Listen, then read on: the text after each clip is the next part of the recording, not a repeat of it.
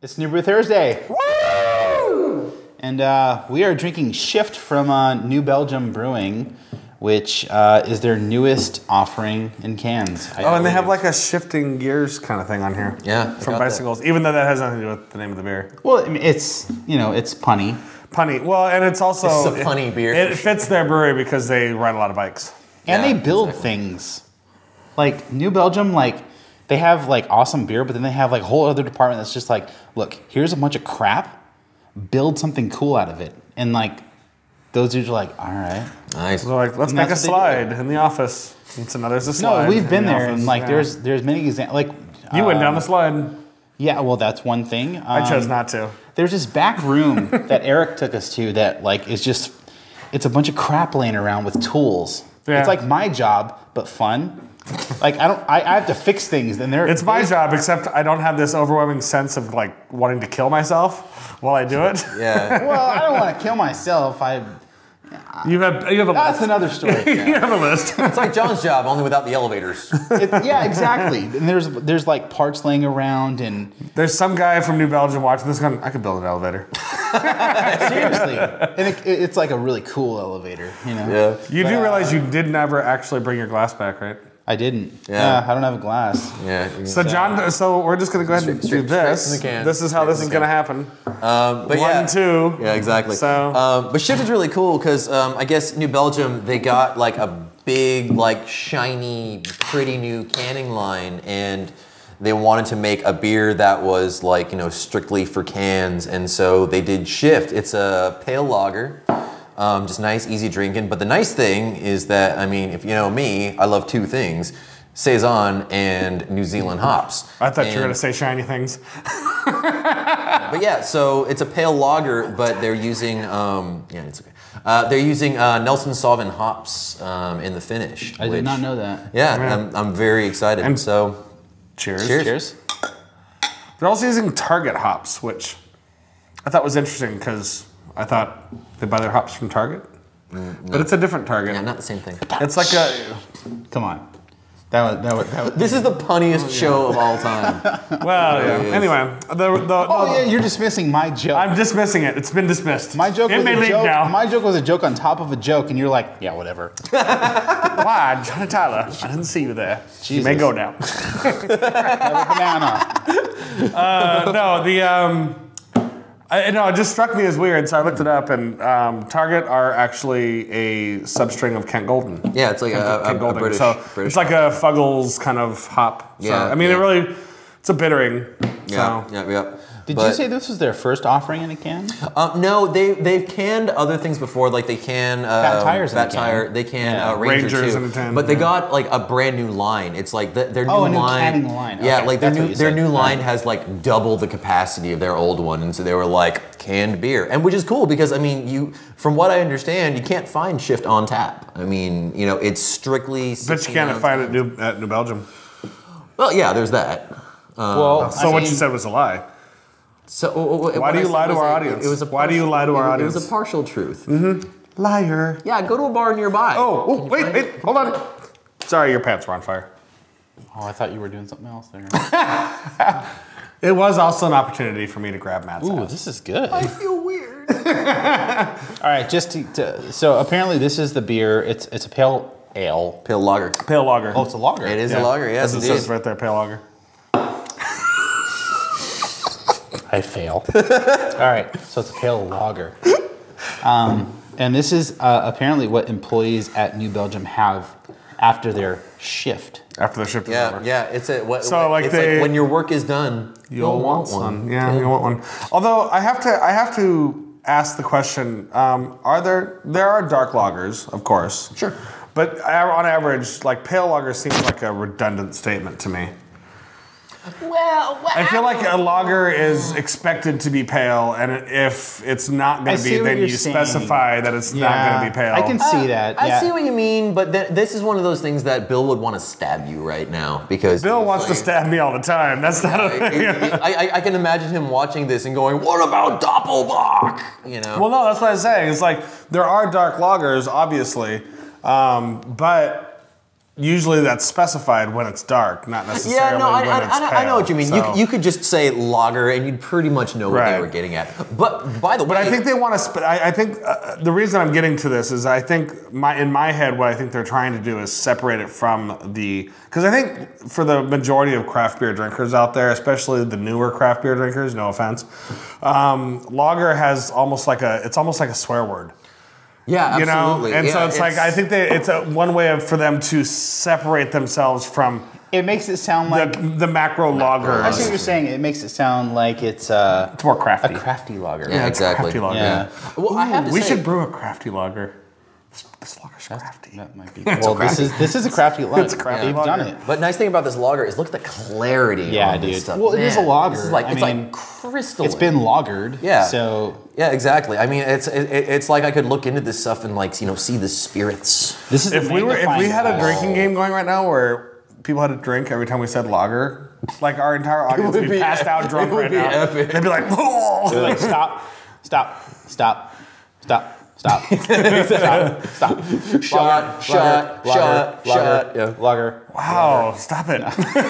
You're killing our audience. Drunk, man. Oh, they're not going to make it past I Master mean, Pairings. I've never had this. This is a New Beer Thursday for me. on. The Nelson really is great in this. Like it's like a perfect hop for this beer. I mean, it's not overwhelming. It's refreshing. It's citrusy. It's nice because a lot of times when you run into Nelsons in the United States, it's in like an IPA or something like that, and so you get a ton of Nelson. Because Nelson is awesome. Exactly. I mean, Nelson is like a magic. Usually, when I run into Nelsons in the United States, they just point and laugh at me.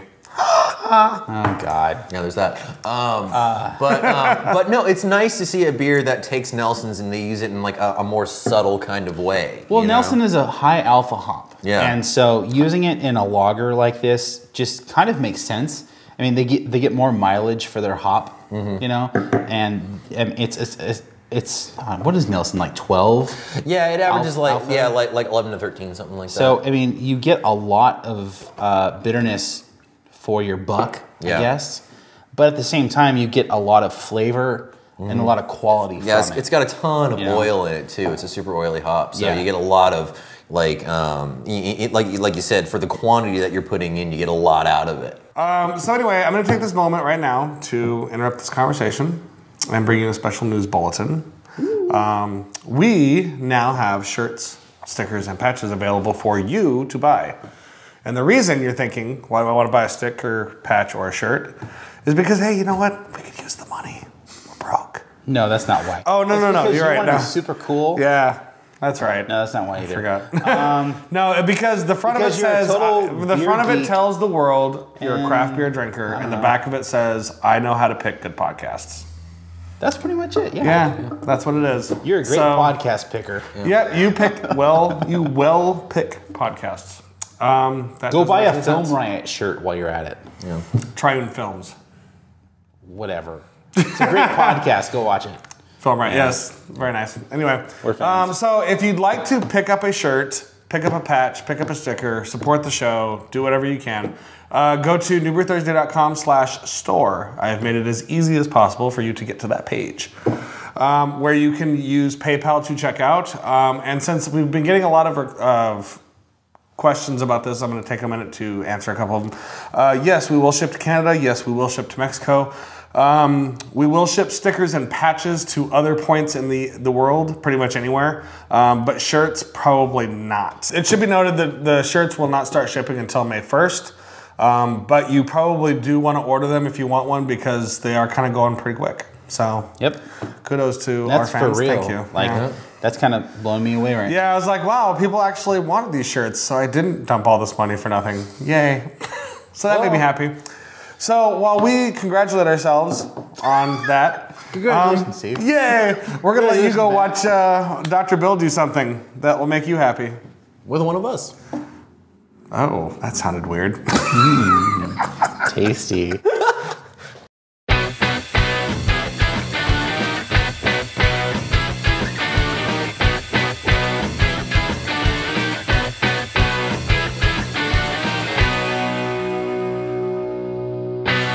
everyone, welcome to another Master Pairings. Today I've got Matt Becker back with me. Today we're doing a historically important beer in the craft brewing renaissance. It's very important. Why is this beer so important, Matt? Do you know? This is like one of the first barley wine style beers that were produced in the United States, wasn't it? It is the first. Commercial. The first. Barley wine produced in the craft beer renaissance. Excellent. Do you know what the second one is? I mean, I'm not trying to stump you and make you. I just want to know. Educate the crowd. So I'm using you as my foil. Second. What was the second barley wine produced in the United States, Bill? The second barley wine was Old Toe Sucker by New Albion. Oh, that's right. By Mr. McAuliffe, and that beer was never released commercially. It was used for special galas that were had in the spring with Anchor. Oh, okay. So it's got a... That beer was reproduced later for the Sierra Nevada anniversary Exactly. series, right? So it's got a degree of separation. Now, do you know what the second commercially available barley wine was and the third barley wine produced in America? No, I don't. What were the second and third commercially available barley wines? Well, I just told you the second. Oh, yeah. But what was the third? The second that's commercially available was Sierra Nevada Bigfoot. Ah, excellent. So that's like a great big answer. But which is really cool because Anchor Old Foghorn is an 8.8% barley wine, which is in a classic English style. And Sierra Nevada, which is 9.6%, is in a classic West Coast barley wine style and was the first West Coast barley wine style because the Old Toe Sucker was actually a black barley wine. Right. So you have this great divergence right at the beginning of the craft beer renaissance, and I remember having them both in the early 80s and watching them. I'd already had Anchor, and I had, I think my first Bigfoot was like 81, 82, but I'd already had Anchor in the late 70s, and it's pretty amazing the way they diverged. So without further ado, let's actually open this these bad boys up with the... there you go. So this is a great beer. Huge caramel, toffee notes, alcohol, sweetness, just delicious. Beautiful beer. Cheers. Cheers. Wow. That was a little tough, yes. Careful. I'm so excited. I'm so excited about this beer that I got aggressive with my cheers. These are irreplaceable, just so you know. Don't drop it, no pressure. Screw this glass. No. Oh yeah, big caramel notes right away. So delicious. It's perfect for caramel and toffee desserts. It's perfect for creme brulee.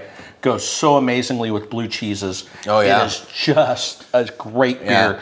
Very underrated because all the craft beer scene nowadays, they all want these big hoppy monsters. Not that they're not great. Old Guardian's a great big 11% barley wine, and there are many other great barley wines out there, but this is a classic. Absolutely. Yeah, and a lot with of, like, it, winter fruit notes. I have this hugely over-the-top peanut butter and jelly sandwich, so be careful. Watch your white shirt. Yes. Nothing better, comfort food, late night. Crunchy peanut butter, great strawberry jam, a little Old Foghorn. Something I discovered as a young lad. This may actually be one of my first master pairings. No kidding. Because I remember doing this just out of high school. And for those of you who don't know, I started my craft beer renaissance when I was just before I turned 16, back in 77. The Lowenbrau tree. Yes, the Lowenbrau tree. Legendary Lowenbrau tree. And I actually remember having peanut butter and jelly and having an Old Foghorn beer. Simply we were tasting the beer, and there was peanut butter jelly sandwiches laying out. Was, yeah. So it was I stumbled upon this great thing that's lasted, probably 33 years. Nice. And pretty amazing. It Tell me what you think. Definitely brings out the fruit notes, like the dark fruit notes in this in the beer. You get a lot of that, like winter fruit, the like plummy, really cool. figgy kind of thing. I probably haven't had this in 20 years. Awesome. Together, but great. Like you said, it brings out winter fruit notes, plum, fig, raisin, date. And then the strawberry's bright. The peanut butter is just so good. I mean, it's just really nice. I'm jumping in for another bite. Yeah, I'm surprised at how I didn't really get a whole lot of bitterness. Like obviously there's some, but it wasn't too much. But it seems like the bitterness cuts through a little bit more after you have that peanut butter coat your palate. You know what I mean? Anytime you have sweetness in your food, it's going to allow for some bitterness. Yeah. With stouts, it's easy to hide because the stouts will have this notes of the coffee and the chocolate from the roasted malt, so you'll pick up the bitterness there. But it's a little bit more difficult to hide. Doesn't mean you can't pair bitter beers with it. As you know, I love to pair carrot cake with IPA, double IPA specifically. Yeah. And the bitterness is there, but it brings out this great sweet carrot note. The cream cheese brings out all these great floral aromas and flavors from it. But it's just a great marriage. Yeah. Someone turn their Mac on. Love this beer. Go out, and if you've never had Anchor Old Foghorn, it's available across the country. Get out there and get it. It's a great beer. It's a great winter warmer, classic English style barley wine. Only 8.8%. Say only, but nowadays in the range of beers in double digits. Yeah, exactly. It's not that over the 14, top. 15%, something like that. And it's a delicious beer. Yeah, this is definitely one of those like classic beers that, you know, especially like people who are just now getting into craft beer, it's one that's too frequently overlooked, you know. It's definitely one that is to be sought out for sure. Just with the strawberry, it brings out these huge fruit notes. Yeah, absolutely. Yeah, so it's a delicious beer. That's a pretty damn good peanut butter and jelly sandwich I made, if I do say so myself. But great pairing. Highly recommend it. You know, you can do something much more simpler that makes sense, but try to go out there and stretch your boundaries. Absolutely. Barley wine, peanut butter jelly. Who would have thunk it? Apparently, I stumbled on it 3 decades ago. So it's a classic. I've been keeping it in my back pocket for a long time. Thought I'd break it out for you guys. Anyways, hope you guys enjoy this master pairing. Cheers, everyone. Cheers. So welcome back to the show. We're back. The last 2 minutes of my life have been very surreal. We were doing fun things that Steve did not understand. So anyway, a couple of really cool things about New Belgium. They are 100% off the grid. And in fact, I think they're giving back to, like, they get like a surplus kind of thing. I'm not going to say that we know that for a fact, but I know that I saw a tweet that they have these like steam things that take the steam from the methane. It converts methane into usable I don't know if electricity. it's methane. I thought it was a steam thing.